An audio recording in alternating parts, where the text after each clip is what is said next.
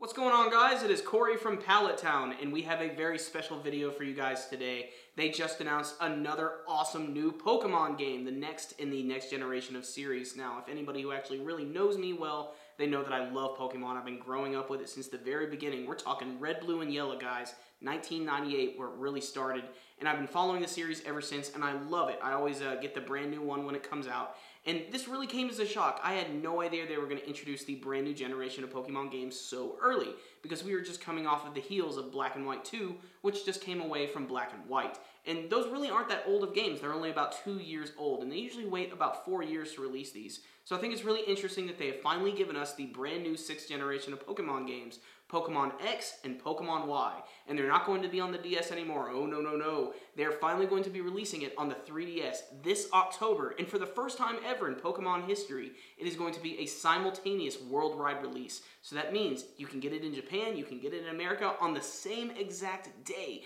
That is unprecedented. But there's even more to talk about. We have some brand new Pokemon which have been introduced, and they even gave us a trailer both in Japanese and in English, which shows off the brand new engine for the series, which is going into 3D for the very first time for the main series. So I'm really excited, so let's just talk about what we saw. So the trailer for Pokemon X and Y came as an unprecedented event, and it gave us a lot of things that I actually didn't expect to see. We got a lot of brand new footage of this game, and like I said, it is finally going 3D. Now, in Pokemon Generations 1 through 5, we got to see that it sort of had the 2D style, and there were some 3D building effects that were included in some of the later generation games. But it looks like they're taking it to a brand new level in this one. We get to see that our characters are going to have a full 3D character model, a girl or a boy, whatever you get to choose. And this is a good thing because it means we may actually be able to finally customize our character and customize some of the things about them, maybe where they're staying, where they go. So I think that's going to be really cool. The actual footage they show in the trailer is very awesome. It's basically just seeing the characters run around this brand new environment, which, believe it or not, seems to be based on France. And that's because there seems to be some sort of giant tower in the middle that you see at the beginning, kind of like the Eiffel Tower. And I'm guessing that's what they're going to go with this one. But we actually get to see the brand new battle system now. Before, we've seen that it's gone through some pretty heavy changes. This is the biggest one we have seen so far. It looks like we're finally going to get full 3D battles for the very first time. The Pokemon themselves are actually going to finally move a little bit more. They're not just going to have the moving sprites. They're going to be full-on 3D characters. So I think that's going to be really cool to see, and it just gets me excited because it means I get to see all of my old favorite Pokemon in 3D for the very first time. Speaking of 3D, this is on 3DS, so I'm sure it's going to take advantage of some of the capabilities of the system. Maybe we'll finally get to see some really, really epic battles for the first time. And we get to see a few of the brand new Pokemon that are going to be in the game from the trailer, as well as a few old favorites. And these might be some hints to show us what sort of Pokemon are going to be appearing in the game. We get to see a Pikachu for a split second, which is important because in the last generation game, you couldn't even catch a Pikachu, so this is pretty important. I actually saw a Dratini was in there. I saw a Golurt or a Golurk, whatever that was, which is from the last generations of the games. But let's talk about these new guys. They actually introduced us to 3 brand new starters and 2 legendaries.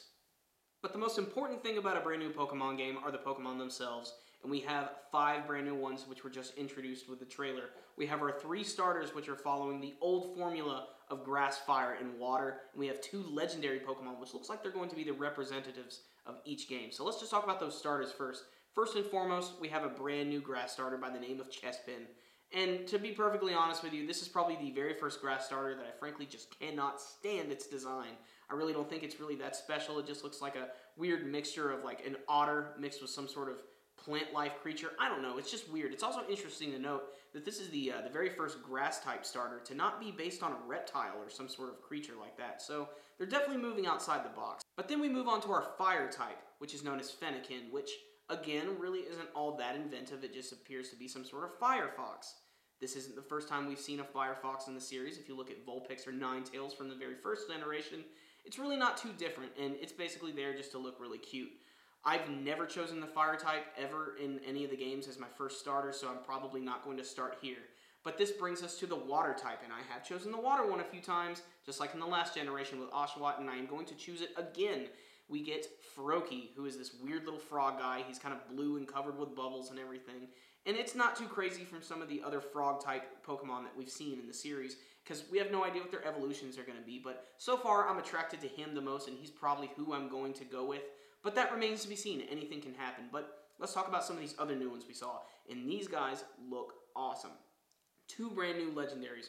One is going to represent Pokemon X, and it represents this with the way it looks. It kind of looks like this almost angelic super deer, and I know that's kind of a weird way to describe it, but it has these giant horns coming out that are all multicolored and rainbow colored, and it almost kind of reminds me of Arceus just a little bit.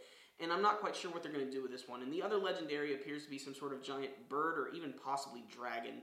And it takes the shape of a Y, and it's all red and black, and it looks really cool. And I'm not sure how they're going to handle which one's going to be in each game, or if both are going to be in each game, because they haven't really given us the details yet. What I do know is the Pokemon themselves look really, really awesome, and I can't believe it's coming so soon after the release of these other new ones. So I'm really, really excited for this brand new game. This is all the information we have now, but the games are going to be released this October, so we have a good 10 months ahead of us before this awesome new game is released. Well guys, that concludes this one. I'm a huge Pokemaniac, so I'm really, really excited for the announcement of the 6th generation of Pokemon games.